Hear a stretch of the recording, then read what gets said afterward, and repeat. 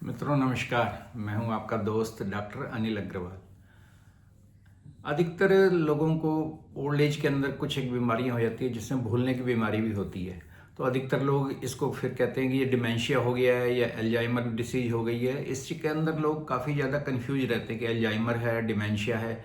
और बहुत से लोग इस तरह की बात आकर पूछते भी हैं या उनके अटेंडेंट आकर पूछते हैं, ये इसमें क्या है, इसको अल्जाइमर हो रहा है कि किसी डॉक्टर ने तो कहा अल्जाइमर है, किसी ने कहा डिमेंशिया है। तो आज मैं बताता हूँ कि अल्जाइमर डिसीज और डिमेंशिया दोनों एक दूसरे के काफ़ी नज़दीक है, रिलेटेड ही हैं एक तरह से, लेकिन दोनों सेम नहीं हैं, दोनों बिल्कुल अलग हैं। कि जिस तरह डिमेंशिया के अंदर क्या होता है कि ये एक जनरल टर्म है कि अगर किसी को भी इस तरह की अगर चीज़ें शुरू होती है कि मान लीजिए कि उसकी मेमोरी कम होनी शुरू हो गई है, मतलब याददाश्त कम होनी शुरू हो गई है, या उसकी सोचने की पावर कम होनी शुरू हो गई है, उसकी जजमेंटल पावर कम होनी शुरू हो गई है, या उसकी जो डेली फंक्शनिंग है वो भी कम होती जा रही है, तो ये सब डिमेंशिया के अंतर्गत ही आते हैं।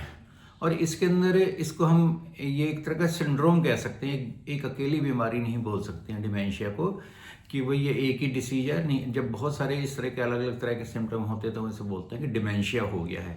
जबकि अल्जाइमर के अंदर जो है वो डिमेंशिया का अंदर भी एक कॉमन कॉज है, मतलब कि अगर किसी को हम डिमेंशिया कह रहे हैं तो इसका मतलब उसको अल्जाइमर का भी हो सकता है। और अगर हमने कहा इसको अल्जाइमर है तो फिर खाली वो अल्जाइमर ही है उसको। तो इसके अंदर फिर डिमेंशिया के अंदर जो कुछ एक कारण होते हैं, जैसे मैंने एक बताया कि अल्जाइमर भी उसका एक कारण होता है डिमेंशिया होने का, या फिर वेस्कुलर डिमेंशिया होता है, मतलब जिसके अंदर हमारे मस्तिष्क के अंदर जो ब्लड सप्लाई होती है वो कम हो जाती है, उसकी वजह से फिर डिमेंशिया होना शुरू होता है। या जिन लोगों को पार्किंसन की डिसीज होती है उनके अंदर भी डिमेंशिया की सिम्टम्स आने ये शुरू हो जाते हैं जो मैंने बताया। या जो लिवाई बॉडी डिसीज होती है एक, उसके अंदर भी फिर डिमेंशिया वाले सिम्टम्स आने शुरू होते हैं। कुछ लोगों के अंदर केवल डेफिशिएंसी होती है विटामिन्स की और उसकी वजह से उसको इस तरह के सिम्टम्स प्रोड्यूस होने शुरू होते हैं। या फिर थायराइड फंक्शन अगर ठीक नहीं है तो उसकी वजह से भी डिमेंशिया वाले सिम्टम्स आने शुरू हो जाती हैं। या किसी को बहुत लंबे टाइम से इन्फेक्शन चल रहा है उसकी वजह से भी डिमेंशिया होता है, या कुछ एक दवाइयों का असर भी होता है जिनकी वजह से डिमेंशिया के सिम्टम आने शुरू होते हैं। जैसे उस दवाइयाँ अगर किसी वजह से बंद हो जाती हैं, जब रोगी ठीक हो जाता है तो डिमेंशिया वाले सिम्टम भी ठीक होने शुरू हो जाते हैं, उसकी याददाश्त फिर दोबारा से लौटनी शुरू हो जाती है। अल्जाइमर जैसे मैंने बताया कि ये अपने आप में एक अलग से डिसीज है जिसके अंदर आदमी जो है जो रिसेंट टाइम में कोई इवेंट भी होता है उनको ही भूल जाता है कि भाई पिछले महीने मैं कहाँ गया था या मैं शादी में गया था नहीं गया, तो वो ऐसी ऐसी बात भी भूल जाता है।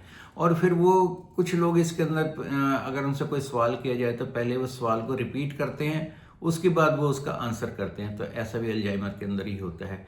या फिर मिसप्लेसिंग थिंग्स भी होती है कि मतलब उसने कोई चीज़ कहीं रख दिया तो फिर वो उसको ध्यान ही नहीं रखती कि मैंने कहाँ रखी थी, फिर भूल गया उसको कहाँ रखी है। और इस तरह से वो अपने घर वालों के नाम तक भी भूलना शुरू हो जाता है। इसके अंदर उसको बड़ी मुश्किल से ध्यान आता है, अच्छा इसका नाम ये था, मेरे लड़के का नाम ये है, मेरी पत्नी का नाम ये, इस तरह के भी सिम्टम्स उसके अंदर आने शुरू हो जाते हैं। और आखिर के स्टेज के अंदर जो लेटर स्टेज अगर होती है अल्जाइमर की, तो उसके अंदर उसके बिहेवियर के अंदर चेंजेस आने शुरू हो जाते हैं, उसकी स्पीच भी अफेक्टेड होनी शुरू हो जाती है, और वो अपने फैमिली मेम्बर्स को भी पहचान भी नहीं पाता है। पहले तो नाम की ही दिक्कत करता था, लेकिन उसको पता मेरे घर का आदमी मेरी बीवी है, लेकिन बाद में उसका नाम तक भी भूल जाता है जब बाद की जो स्टेज आती है। तो इसको ठीक रखने के लिए, प्रिवेंशन के लिए हमें कुछ एक बातों का ध्यान रखना है कि इस तरह की डिमेंशिया और अल्जाइमर की डिसीज को कैसे कंट्रोल किया जाए।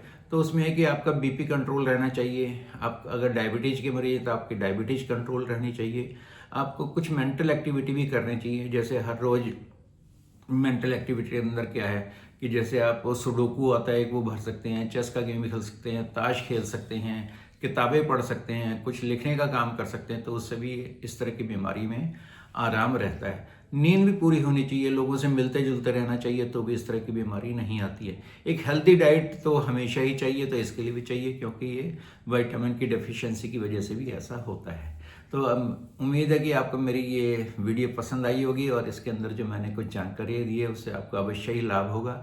तो अगर आपको ये वीडियो अच्छी लगी है तो इसको लाइक करें, सब्सक्राइब करें, और लोगों को भी शेयर कर सकते हैं जिससे कि उनको भी ये वीडियो देखकर लाभ प्राप्त होगा। और कमेंट सेक्शन के अंदर भी आप कुछ ना कुछ कमेंट्स अवश्य ही लिखा करें। जय हिंद दोस्तों, धन्यवाद।